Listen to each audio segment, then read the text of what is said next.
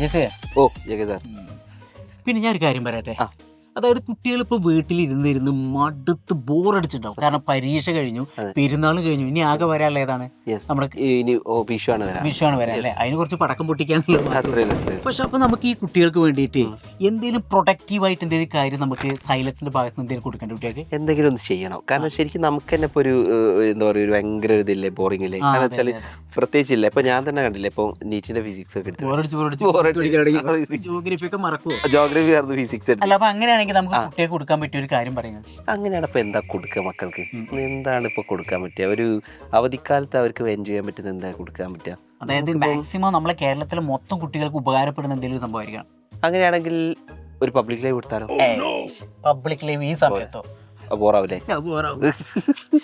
ജെസി, നമുക്കൊരു കാര്യം ചെയ്യാം. ഈ മാസം ഏപ്രിൽ 8, 9 നമ്മള് സൈലത്തിന്റെ വലിയൊരു പ്രോഗ്രാം വരുന്നുണ്ടല്ലോ. ഞാനത് മറന്നു മക്കളെ. അപ്പൊ സൈലവും മാധ്യമവും കൂടി ചേർന്ന് എഡ്യു കഫേ എന്ന പേരിൽ വലിയൊരു പ്രോഗ്രാം കോഴിക്കോട് നടക്കാൻ പോവാണ്. അതെ, അതും നമ്മളെ ട്രേഡ് സെന്ററിൽ വെച്ചല്ലേ, സരോവരത്തിന് മുൻപുള്ള ട്രേഡ് സെന്ററിൽ വെച്ചിട്ട്. ജെ.കെ. സാറേ, ഞാൻ ചോദിക്കട്ടെ, മക്കൾക്ക് മാത്രമാണോ വരാൻ പറ്റുക? അല്ലല്ല, ഒരു വീട്ടിലെ ഫാമിലി മൊത്തം വരട്ടെ. അവരെല്ലാരും വരട്ടെ. എല്ലാവരും ഒരുപാട് കാര്യങ്ങൾ, അതായത് കുട്ടി ഏതൊക്കെ രീതിയിൽ പഠിക്കണം, അതുമായി ബന്ധപ്പെട്ട് ഇനി ഭാവിയിൽ എന്തൊക്കെ കോഴ്സുകൾ എടുക്കണം, അതിനുമായി ബന്ധപ്പെട്ട എല്ലാ കാര്യങ്ങളും അതിനകത്തുണ്ടായിരിക്കും. അപ്പൊ എല്ലാവർക്കും അത് എഫക്റ്റീവ് ആവും. കാരണം നമുക്ക് തന്നെ ഇപ്പൊ ചെറുപ്പത്തിൽ ഉണ്ടാവുമല്ലോ, എനിക്ക് എന്ത് ക്വാളിറ്റി ആണുള്ളത്, അല്ലെങ്കിൽ എനിക്ക് എന്ത് കഴിവാണുള്ളത്, ഞാൻ എങ്ങനെ മുന്നോട്ട് പോകണം, ഇങ്ങനത്തെ ഒരു കൺഫ്യൂഷൻ എല്ലാവർക്കും ഉണ്ടാവും. 10ാം ക്ലാസ് കഴിഞ്ഞാലും ഉണ്ടാവും, +2 കഴിഞ്ഞാലും ഒക്കെ ഉണ്ടാവും. പക്ഷെ അത് മുൻപേ നമുക്ക് കിട്ടുകയാണെങ്കിൽ വളരെ ഈസി ആയിട്ട് നമുക്ക് എന്ത് ചെയ്യാം, നമ്മളെ ഒരു റൂട്ട് നമുക്ക് പോകാൻ പറ്റും അല്ലേ.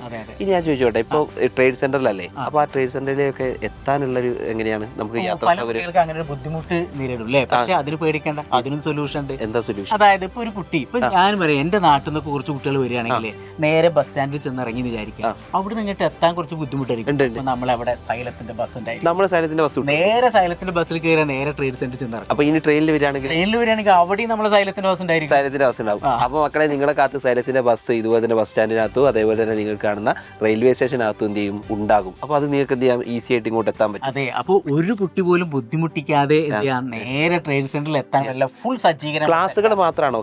അല്ല, അവിടെ എന്റർടൈൻമെന്റ് ആയിട്ടുള്ള കുറെ ഗെയിമുകളും പല കാര്യങ്ങളും ഉണ്ട്. ഇനി അത് മാത്രല്ല, ഇവര് നമ്മളെ അസ്ത്ര ബാച്ചിൽ പഠിച്ച, അല്ലെങ്കിൽ നമ്മളെ സൈലത്തിന്റെ ആപ്പിൽ പഠിച്ച കുട്ടികൾ, അല്ലെങ്കിൽ യൂട്യൂബ് ക്ലാസ് കണ്ട കുറെ കുട്ടികളുണ്ടായിരിക്കുമല്ലോ.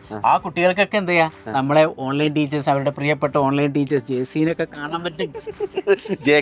അപ്പൊ മക്കളെ, നിങ്ങൾക്ക് എല്ലാ ഓൺലൈൻ ടീച്ചേഴ്സിനെയും നിങ്ങൾക്ക് എന്ത് ചെയ്യാം, അവിടെ കാണാം. ഞങ്ങളെ മാത്രമല്ല, എല്ലാവരും. നിങ്ങൾ മനസ്സിലായത് ഒരുപാട് ഇന്ററാക്ഷൻസ് ഉണ്ട്, ഒരുപാട് നിങ്ങൾക്ക് ഉപകാരപ്പെടുന്ന ഒരുപാട് സ്റ്റാളുകൾ എവിടെയുണ്ട്. അവിടെയൊക്കെ നിങ്ങൾക്ക് കയറാം. ഒരുപാട് ഗെയിംസുകൾ ഉണ്ടാവും. അപ്പോൾ ഭയങ്കര, ശരിക്കും നമുക്കത് പറയുന്നതിനേക്കാൾ വാക്കുകൾക്ക് അപ്പുറത്താണ്.